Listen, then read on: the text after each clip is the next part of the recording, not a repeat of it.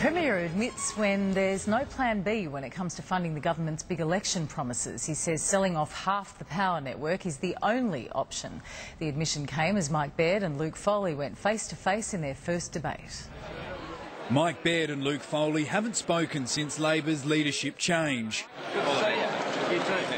It didn't take long for the advice to flow both ways. The Gonski reforms came through. Your mate Tony Abbott sunk them, Mike. Mr Baird has been Premier for 10 months, Mr Foley a leader for just 7 weeks. I mean, Labor at the moment talking about coal seam gas. I mean, it's like Lance Armstrong coming out saying he doesn't believe in drugs in sport. That was the best gag, but this line will linger longer. There's no plan B, Chris, and it's quite simple.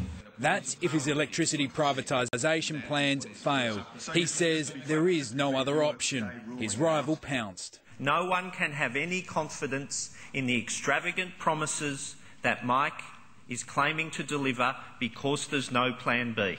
The two key issues were two A's, assets and Abbott. Mr Baird couldn't rule out a future sell-off of more assets. There are future governments in future years. I'm not going to make promises in 10, 15 years' time. The Prime Minister was a constant.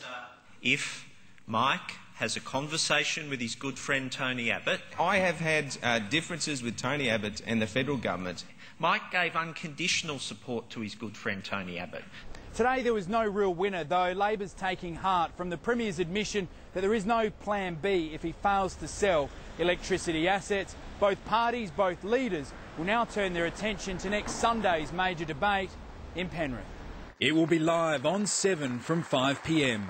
Lee Jelisek, 7 News. Private